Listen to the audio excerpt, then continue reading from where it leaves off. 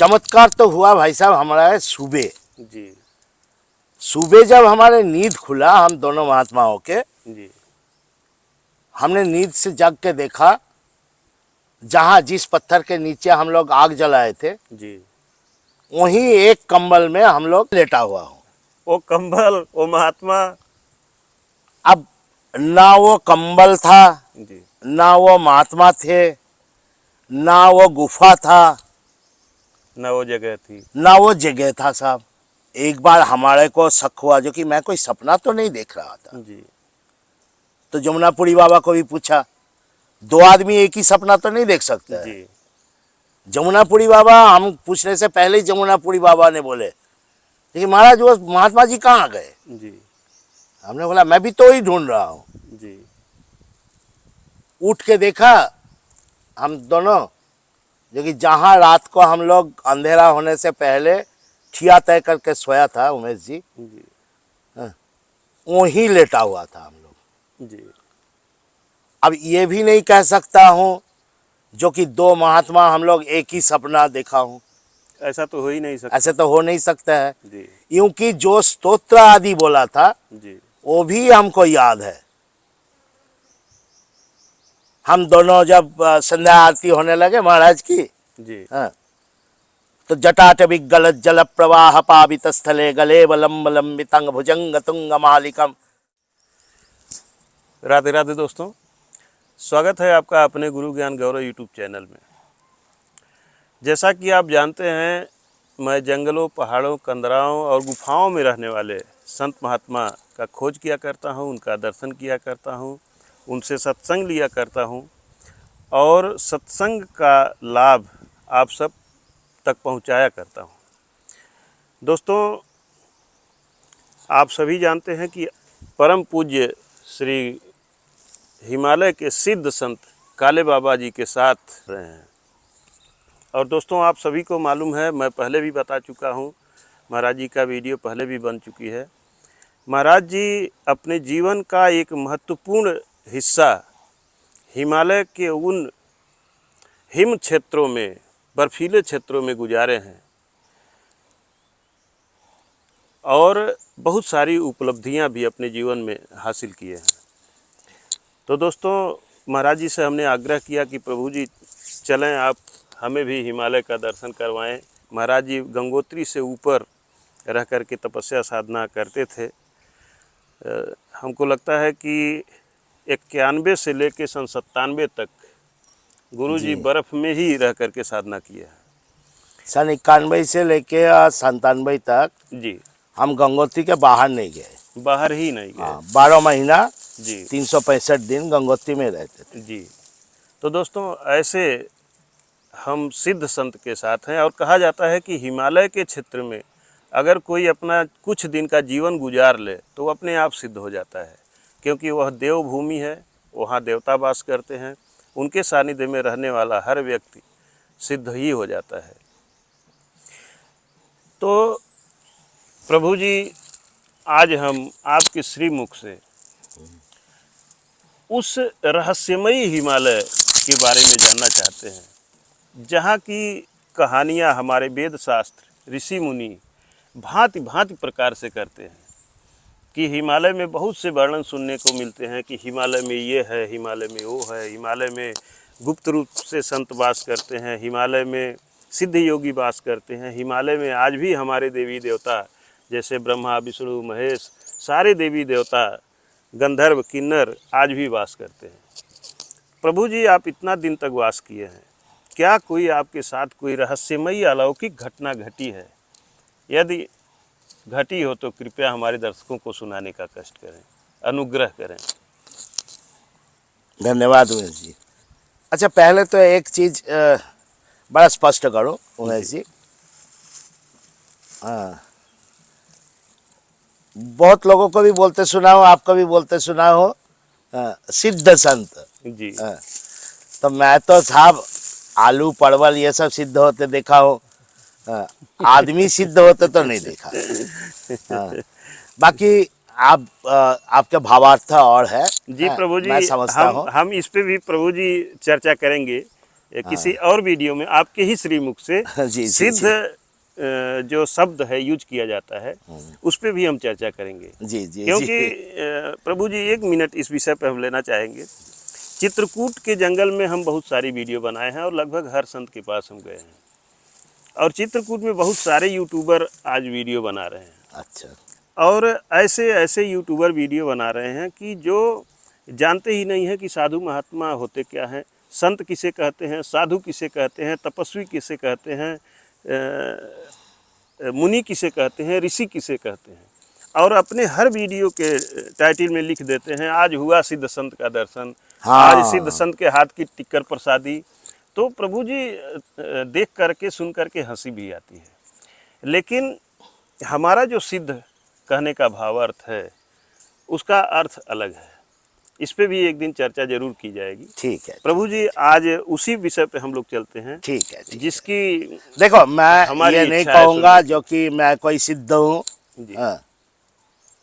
मैं तो महादेव का, इस हिमालय का पावन धरती का एक छत्र मालिक महादेव, जी उस महादेव के एक छोटा सा बालक हूँ। जी मेरे औकात उसके आगे कुछ नहीं है। जी इस हिमालय के विशाल पहाड़ियों को देख रहे हैं आप ना, जी इन विशाल पर्वतों में, इन विशाल पर्वतों को, ये हिम श्रृंखलाओं को सृजन करने वाले उस परमपिता परमात्मा शिव शंकर, उनके एक छोटा सा बालक हूँ मैं। जी जी प्रभु। मैं कोई सिद्ध नहीं हूँ, हाँ, लेकिन जरूर हिमालय में इतने साल, लगभग सन 90 से आज 2025 हो रहे हैं जी ना, लगभग 35 साल से जी हिमालय के, ऊंची हिमालय के भ्रमण कर रहा हूँ। ऊंची हिमालयों में तरह तरह का यात्रा किया हूँ।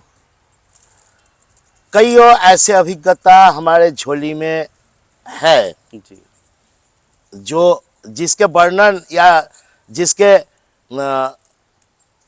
जस्टिफिकेशन, जी लॉजिकल जस्टिफिकेशन जी हमारे पास नहीं है। जी अब देखो, लौकिक चीज़ों में, हर लौकिक कार्यकलाप में जी एक लॉजिकल जस्टिफिकेशन होता है, जी लेकिन हिमालय में हमारे कई ऐसे अभिज्ञता हुए जिसके कोई लॉजिकल जस्टिफिकेशन नहीं है। जी ऐसे कुछ संतों से मिला हूँ जो दोबारा बार नहीं मिले।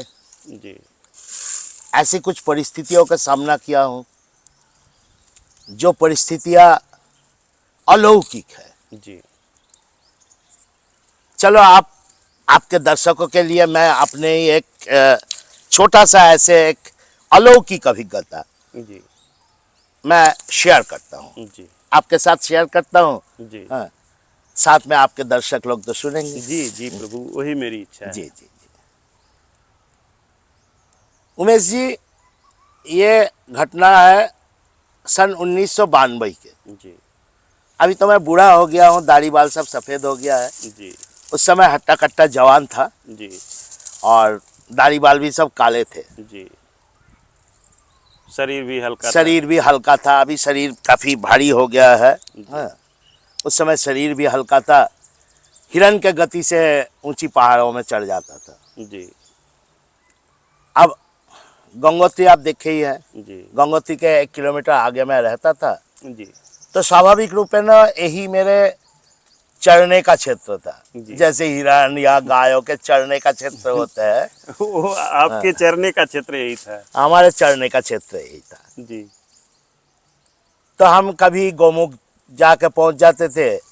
उस समय गौमुख में महाराज प्रयागगिरी जी, महाराज ओमगिरी जी महाराज जिनसे आप मिले हैं। जी जी जी हाँ। सिद्ध संत के दर्शन हाँ। आपके सानिध्य में हुआ है प्रभु। तो ओमगिरी जी महाराज, प्रयागगिरी जी महाराज, ये लोग धुना लगा के रहते थे। जी हम भी उनके धुना में बैठ जाते थे। जी और फिर उसके आगे भी तपोवन, रक्तवन, जी नंदनवन तक चले जाते थे घूमते फिरते।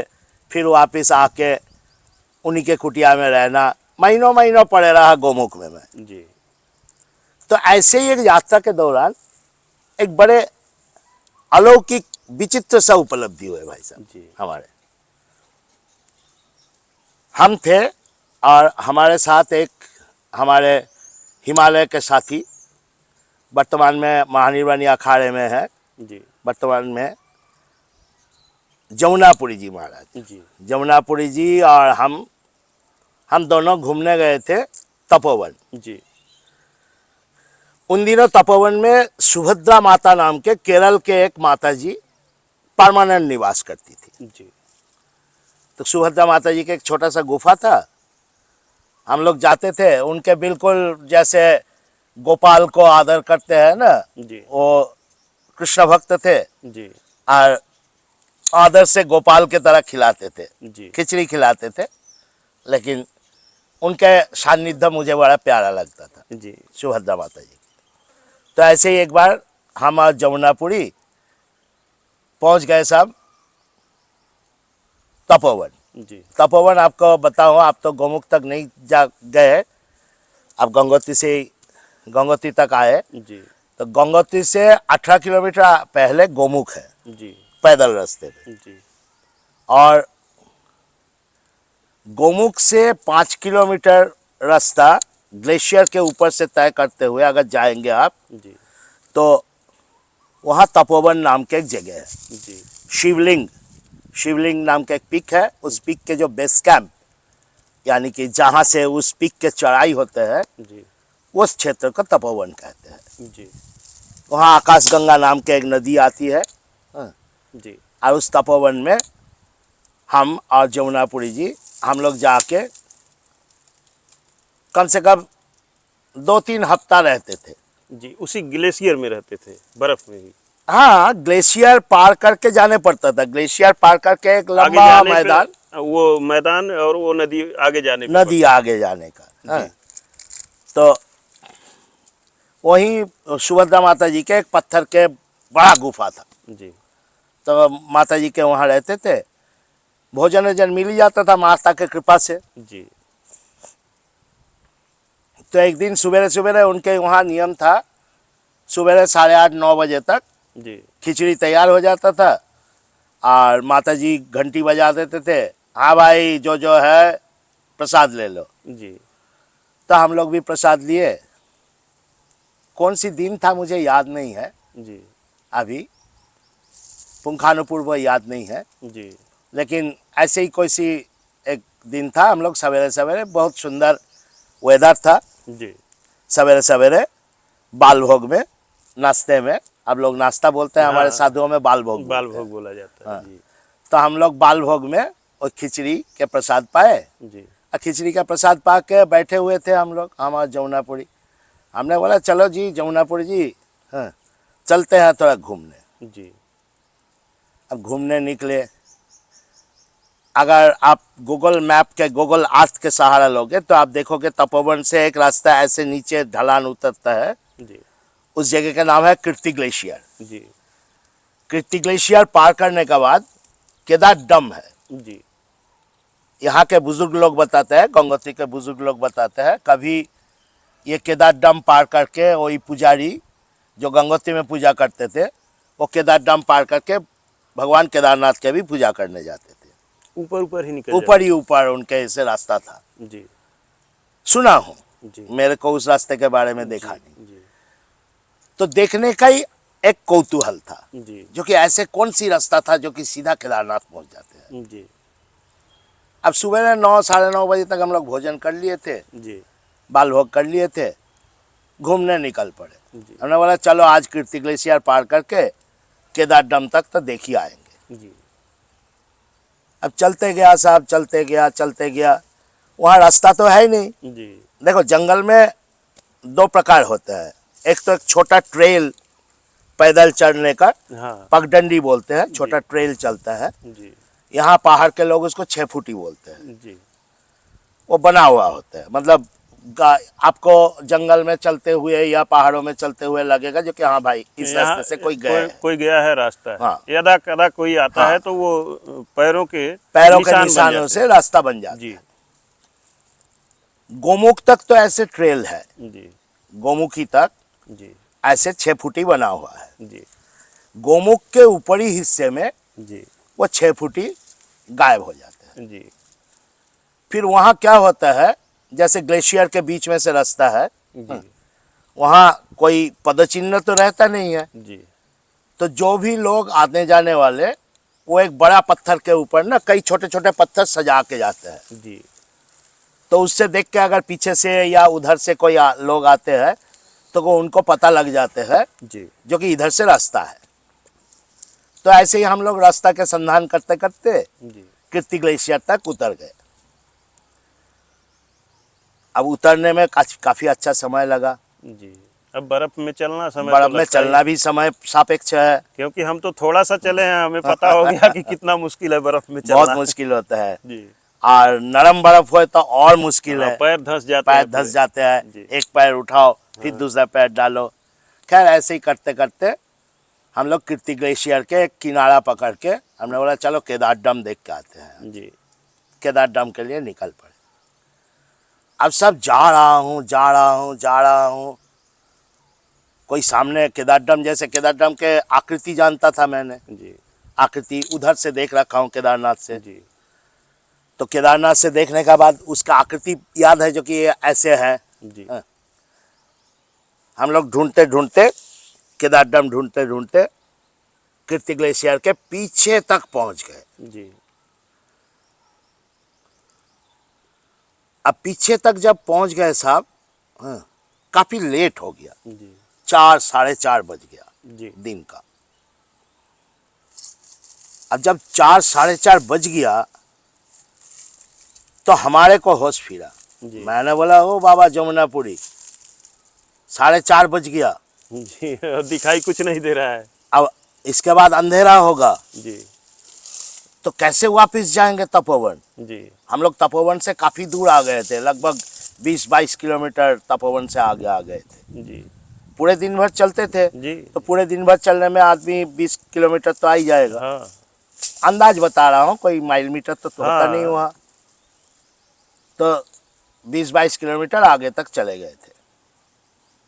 20-22 किलोमीटर आगे जाके जब हमने देखा 4:30 बज रहे हैं, जी हम दोनों में से एक जमुनापुरी बाबा के कलाई में एक घड़ी था। जी उस जमाने में साहब सन 91-92 के बात कर रहा हूँ, उस जमाने में ये मोबाइल फोन वगैरह तो था नहीं। जी तो घड़ी से ही हम लोग टाइम देखते थे। घड़ी में देखा, हाँ, जो कि 4:30 बज रहा है। जी अब हम दोनों महात्मा थे, हमने बोला बाबा अब तपोवन तक जाने का मतलब पूरा कीर्ति ग्लेशियर पार करने पड़े। जी हमने बोला बाबा जी ऐसे तो आज तो मुश्किल है वापस जाना, जी क्योंकि हम लोग मानो सवेरे 9 साढ़े 9 के चला हूँ, 4:30 बजे तक पहुँचा हूँ उस पॉइंट पे। अब उसको वापस जाने के लिए उतना ही समय चाहिए, जी तब तक तो अंधेरा हो जाएगा। जी घंटा खान में अंधेरा होना था। जी तो हम दोनों महात्मा आपस में सलाह किए, बोले भाई देखो एक एक कंबल अपने पास है ही है, हाँ, कोई एक बड़ा पत्थर ढूंढते हैं, बड़ा पत्थर के खड्डा सा, और उस खड्डे के अंदर घुस जाएंगे, अपने रात गुजार लेंगे। जी कंधे में पिट्ठू था। हम लोग जब हिमालय में चलते थे उमेश जी, जी तो उस पिट्ठू में थोड़ा बहुत कुछ खाने का हम लोग रख लेते थे, जैसे थोड़ा गुड़ हो गया, थोड़ा चने भुना हुआ चना हो गया, थोड़ा सत्तू हो गया, प्रभु जी थोड़ा नमक हो गया। आज भी जो संत विचरण करते हैं वो अपने साथ कुछ न कुछ सामान जरूर रखते हैं। हाँ जी हाँ जी हाँ जी, ये साधुओं तो में ये संतों का खास स्वभाव है। है। जी साधुओं के खास है, क्योंकि पता नहीं कहाँ रात होएगा साहब। कहाँ रात होगा और वहाँ तो और नहीं कुछ मिलना है। और हम तो बर्फान में जा रहे थे, जी तो हमारे पास थोड़ा चना गुड़ इत्यादि था। जी हमने बोला चलो भाई थोड़ा जल होगा और सर के ऊपर एक छतनुमा होगा, जी जहाँ रात को, कहने का मतलब रात को अगर बारिश आ जाए तो भीगने ना पड़े। हाँ, किसी पत्थर के हाँ, नीचे जान किसी बचा पत्थर ले। के नीचे जान बचाने लायक। जी ऐसे चल दिया हम लोग। हमने बोला ठीक है भाई जमुनापुरी महाराज, हाँ, एक पत्थर ढूंढते हैं। जी फिर हम दोनों 1-1.5 किलोमीटर इधर उधर ताबड़तोड़ घूमते रहे। जी ढूंढते ढूंढते एक बड़ा चट्टान मिला। जी एक चट्टान पे ऐसे और एक चट्टान ऐसे खड़ा था टिका हुआ। और टिका हुआ, उसके सामने वाला नोक आगे तक गया, जी। जैसे कि नीचे एक खड्डा सा। अब पहाड़ी है तो वहाँ तो पत्थर ही पत्थर पत्थर ही है, कोई पत्थर ना है कोई सब। तो जगह मिल ही जाएगी। जी। तो एक बड़ा चट्टान था, हमने देखा जो कि हाँ भाई 2 आदमी का जी। अपने आसन लगाने के लिए यथेष्ट जगह है। तो हम लोग कंबल बिछा लिए। जी। हाँ। सामने एक बर्फ का कुंड था। बर्फ के कुंड ये ग्लेशियरों के बीच में, अगर कभी आप जाएंगे ग्लेशियरों के बीच में से गुजरेंगे तो आपको दिखाई देगा, जो कि वहाँ बीच बीच में ना जहाँ चारों तरफ पत्थर है, जी। वहाँ वो बर्फ पिघल के एक सुंदर सा कुंड, जल कुंड तैयार होता है। जी। जल के कुंड। तो जल के कुंड में हमने पानी पुनी ले आया। जी। जमुनापुरी महाराज, वहाँ पेड़ पौधा तो है नहीं, जी। लेकिन एक प्रकार की पौधा मिलता है वो, जी। जिसको यहाँ के पहाड़ी लोग ठेलू बोलता है। जी। वो एक्चुअली एक क्रीपर पाइन है। जी। पाइन श्रेणी का, देवदास श्रेणी का पौधा, और वो बेल के जैसे फैलता है जमीन पे। जी। यहाँ के लोग ठेलू बोलते हैं। जी। उसको हरा भी जला सकते हैं आप। जी। तो जमुनापुरी ने मेरे को बोला जो कि बाबा हम थोड़ा सा लकड़ी ढूंढ के आते हैं। जी। वो चले गए। हम कंबल वम्बल बिछाए, आपने सब कुछ व्यवस्थापित किए। हाँ, पानी पुनी 2 कमंडल था हम लोगों के पास, दोनों कमंडल में कुंड से पानी भर के ले आके रखे। जी। तब तक अंधेरा होने को आ ही रहा था, मतलब सूरज छिप रहा था या छिप गया था, अब अंधेरा की शुरुआत हो चुका था। जी। दिगंत में अंधेरा दिख रहा था। जी। तो ऐसे समय में हाँ, जमुनापुरी वापिस आए। हाँ, जमुनापुरी वापिस आए तो उसने एक बड़ा ठेलू का पेड़ खींचते कहीं हुए से ले। खींचते हुए ले आए। जी। हमने बोला चलो अग्नि भी जल जाएगा। जी। तो हम लोग उसको तोड़ ताड़ के अग्नि जलाए। हाँ, बैठे जी। दोनों महात्मा, और हम लोग तय किए हुए थे जो कि भाई रात ऐसे ही बीतेगा। जी। जी। अब लगभग अंधेरा हो गया था उमेश जी। तब तक दूर से एक आवाज आया, ओम नमो नारायण। जी। मैं बड़ा हैरान हुआ। मैं बोला भाई कोई, ये तो महात्मा का आवाज लग रहे हैं कोई। जी। हमने बोला चलो भाई, और एक महात्मा भी आ गए। जी। अब वहाँ निर्जन पहाड़ियों में हमने सोचा 2 से भले 3, जी। तीसरे एक महात्मा आ गए। अब दिखाई तो कोई दे नहीं रहा था, जी। केवल आवाज सुना। जी। सामने वाला महात्मा शायद हम लोगों के धुआं देखे थे, हम लोग आग जलाए हुए थे, जी। तो वहाँ तो आसपास कहीं धुआं के कोई सीन ही नहीं था। जी। तो वो आग देख के, रात में तो धुआं भी नहीं, आग दिखाई भले देता, धुआं कहाँ दिखेगा। हाँ नहीं तब अंधेरा सा हो रहा था। हाँ। हाँ, अंधेरा घना ही रहा था। जी। और उनने हमने सोचा जो कि चलो आग देख के आए हैं। हाँ। तो ओम नमो नारायण करके जोर से आवाज। हम भी बाहर जाके खड़े हुए। जी। तो बाहर जाके खड़े हुआ तो देखता हूँ उमेश जी, एक वृद्ध संत, जी। बहुत उम्र उनके, मतलब दाढ़ी सफेद हो गया, बाल सफेद, क्योंकि भौंवे भी सफेद हो। जी। इंसान काफी वृद्ध होने के बाद उसके भौंवे जी। सफेद जी। होते जी। हैं। सफेद हो जाता है। तो उनके भौंवे भी, दोनों भौंवे भी सफेद सफेद था। जी। हमने बोला वाह, कोई संत मिल गए। वो संत आते ही बोले, अरे महात्मा लोग कहाँ हो यहाँ? जी। हमने बोला महाराज ऐसे ऐसे है, हम तपोवन रुके हुए थे और रास्ता भटक गए, केदार डम ढूंढने को निकले थे, रास्ता भटक गए, अब रात को यहीं गुजारा करना है। तो महात्मा जी ने बोले, अरे पागल हो रहे हो, यहाँ तो मर जाओगे ठंड में जी। बर्फान के बीच, चलो मेरे साथ, पास ही मेरे गुफा है, जी। वहाँ चलो, वहीं खाएंगे बनाएंगे आनंद करेंगे। जी। हमने बोला ठीक है महाराज। अब उस समय दिमाग में ये भी नहीं आया उमेश जी, जो कि इस घनघोर बर्फान में इंसान कहाँ से आए, ये दिमाग में आया ही नहीं। जी उस समय एक ऐसे खुशी लहरा गए जी जो कि चलो भाई एक आश्रय मिल गया। जी उस खुशी के मारे हम दोनों ना आगे सोचे ना पीछे सोचे, जी बोले चलो भाई, चल दिया महाराज जी के साथ।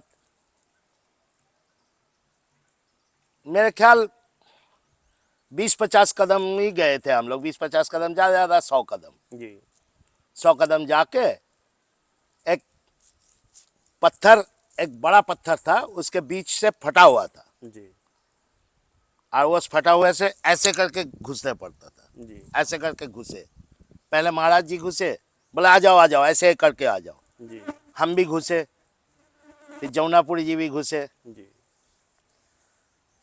हम तीनों महात्मा अंदर गए। अंदर तो साहब एक बहुत बढ़िया सा गुफा बना हुआ था, जी अग्नि जल रहा था, वही ठेलू का पौधा सब जल रहा था। हाँ। महाराज जी बैठे, फिर काली चाय बनाए। जी हाँ।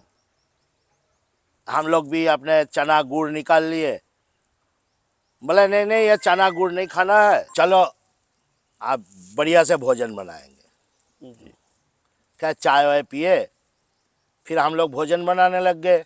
जी महाराज जी बुजुर्ग थे, हमने बोला महाराज आटा निकाल दो। आटा वाटा मारा, आलू था, आलू के सब्जी और टिक्कर बनाए। तीनों महात्मा हम लोग प्रेम से प्रसाद पाए। जी आलू के सब्जी, थोड़ा तरी वाले आलू के सब्जी और टिक्कर। जी अब भोजन वोजन कर लिए तो वो संत जो थे, संत ने बोला जो कि बाबा ये 2-2 कंबल ले लो, जी एक कंबल नीचे बिछाओ, एक एक कंबल तुम लोगों के पास है, जी 2-2 कंबल ओढ़ लो, जी फिर ठंडा नहीं लगेगा। हमने बोला ठीक है महाराज। जी हम लोग ओढ़ लिए, जी जैसे स्वाभाविक, सब कुछ स्वाभाविक था, जी एकदम स्वाभाविक लौकिक जैसे था, मतलब ऐसा महसूस हो रहा था कि सब सामान्य तरीके से हो रहा है। सामान्य तरीके से चल रहा है। कोई, मुझे दिमाग में नहीं आ रहा है कि ये घटना क्यों घट रही है, कैसे घट हाँ रही उस समय दिमाग भी चाहे ऐसे पजल हो गया था, है। जी या एक खुशी था जो कि हाँ भाई रात के लिए आश्रय मिल गया, जी ऐसे एक खुशी था जो कि दिमाग और उसके आगे सोचा नहीं। जी तो हम लोग खाना वाना खा के जी गहरी नींद में सो गए। उमेश जी, शरीर को बड़ा आराम मिला, सुकून मिला, जी और कुछ सोच पाऊँ ऐसे शारीरिक स्थिति था भी नहीं। पूरे दिन भर पैदल चला हूँ थकान था। ग्लेशियर पे, जी और फिर दिमाग में भी बोझ था जो कि हाँ भाई कई जगह नहीं मिल रहा है, जी तो आराम से सो गए। अभी तक तो कोई चमत्कार जैसे कुछ बात नहीं था। जी चमत्कार तो हुआ भाई साहब हमारा सुबह। जी सुबह जब हमारे नींद खुला, हम दोनों महात्माओं के, जी हमने नींद से जग के देखा, जहाँ जिस पत्थर के नीचे हम लोग आग जलाए थे, जी वहीं एक कंबल में हम लोग अपने कंबल में पड़े थे। अपने कंबल में लेटा हुआ हूँ। वो कंबल, वो महात्मा। अब ना वो कंबल था, जी ना वो महात्मा थे, ना वो गुफा था, न वो जगह थी। ना वो जगह था साहब।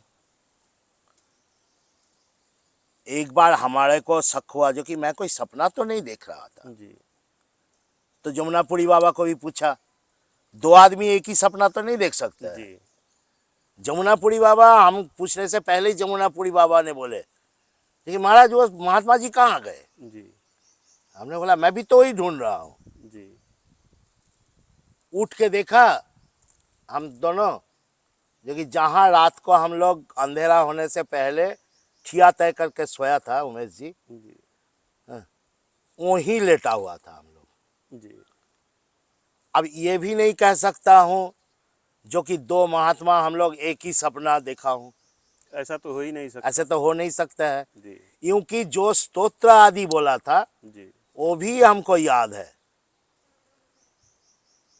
हम दोनों जब संध्या आरती होने लगे महाराज की, जी हाँ, तो जटाटविक गलत जल प्रवाह पावित स्थले गले बलम लंबितंग भुजंग तुंग मालिकम, एक रावण कृत शिव तांडव स्तोत्र है, शिव तांडव स्तोत्र बोला, वो भी याद है। जी हाँ। उन महाराज जी ने यही बोला था। हाँ महाराज ने मेरे को बोला जी जो कि शिव तांडव आता है, जी सुनाओ। जी तो हम दोनों शिव तांडव सुनाए। जी शिव तांडव हमारे खूब रटे रटाए थे। जी हाँ। अब सुबेरे उठ के देखूं, जी ना वो महात्मा, ना वो जगह, ना वो धुना, ना वो कंबल। जी अब आज तक भी with a big logical mindset, मैं बहुत लॉजिकल माइंडसेट का हूँ, जी लेकिन कोई भी लॉजिकल माइंडसेट से ना मैं उसको एक्सप्लेन नहीं कर पाया क्या था। एक लंबा परिदृश्य था क्या सपना का? ऐसे भी संभव नहीं है। दो महात्मा एक ही परिदृश्य नहीं देख सकते हैं। जी एक ही स्तोत्र बोल रहा था हम लोग, वो सब सपना नहीं हो सकता है। जी अब हमने, आज तक मैं कंफ्यूज हूं उसके बारे में।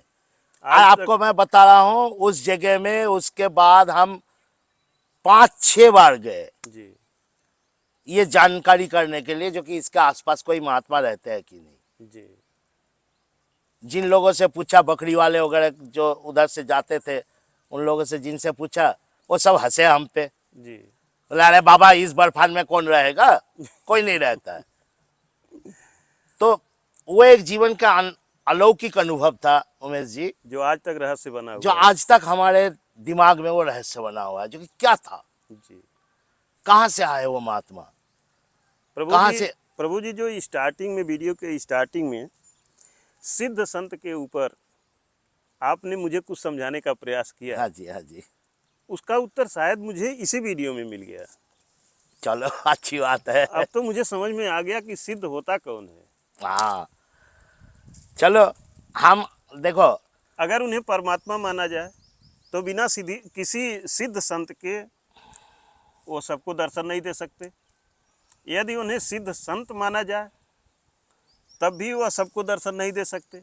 फिर हमें क्या लगता था, जो कि हो सकता है हिमालय के कोई पुराने योगी जी हम दोनों को बच्चा समझ के, जो कि बच्चे फंस गए हैं, जी चलो इनके मदद करें। जी अब महादेव के नाम पे आश्रित था, जी जी महादेव कोई ना कोई रूप पकड़ के हमें सहायता करने के लिए रात्रि को जैसे बर्फ में जम ना जाओ जी उसके व्यवस्था किया, ऐसे लगता है जी जी बिल्कुल आज बिल्कुल बिल्कुल इस उम्र में आके। जी बाकी स्तोत्र के बारे में हम लोग के एक आदत था जी उमेश जी, जैसे खाली बर्फान में बैठा तो उदात्त सर में महादेव के स्तुति आरती करता था। जी आपके पास अगर ऐसे कोई बंदा होए जी जो उसको म्यूजिक के साथ कंपोज कर पाए, जी आप मेरे को बताना। हाँ, हमारे पास कई वो बड़े अजीब अजीब आश्चर्य आश्चर्य स्तोत्र का खजाना है। जी हाँ, अ, जो मैं आपको मतलब थोड़ा म्यूजिक कंपोजिशन मिल जाए तो उसको आपको मैं सुना सकता हूँ, आप जी भी अपने दर्शकों को सुना सकते हैं। जी दोस्तों, एक बार गुरुजी ने हमसे यह चर्चा भी किया था कि उमेश जी, अगर आपके दर्शकों में कोई म्यूजिशियन हो तो मेरे पास खजाना है, तमाम स्तोत्र हैं, तमाम ऐसे पुराने स्तोत्र है। पुराने स्तोत्र हैं जो मैं सजो करके रखा हूँ और मुझे सब याद हैं, और उन्हें अगर एक म्यूजिक मिल जाए तो लोगों को बहुत काम आ सकता है। हाँ जी, हाँ जी, हाँ जी। तो हमने कहा कि प्रभु जी, बहुत से होंगे दर्शक हमारे, ऐसा नहीं है, लेकिन अभी तक हमसे किसी ने संपर्क नहीं किया। तो चलो कोई आज बात नहीं। आज वीडियो में महाराज जी ने फिर से चर्चा कर ही दिया है। तो दोस्तों, अगर किसी को नॉलेज हो या शौक़ हो, म्यूजिशियन कोई हो, तो आप हमें हमारे मोबाइल नंबर पर जो डिस्क्रिप्शन में और वीडियो के लास्ट में मौजूद है उस पर आप ज़रूर संपर्क कीजिएगा। और महाराज जी के उन जो धरोहर हैं उनको समाज में जनहित में हम लोग सामने ले आ सकें, इसका प्रयास हम लोग ज़रूर करें। जी, दोस्तों, इसी के साथ हम वीडियो समाप्त करना चाहेंगे क्योंकि वीडियो बहुत लंबी होगी। इस वीडियो को देख करके हिमालय के विषय में और सिद्ध संतों के विषय में आपकी क्या राय है, आप हमें कमेंट के माध्यम से ज़रूर बताइएगा। मिलते हैं फिर अगली वीडियो में। धन्यवाद दोस्तों। राधे राधे। राधे राधे।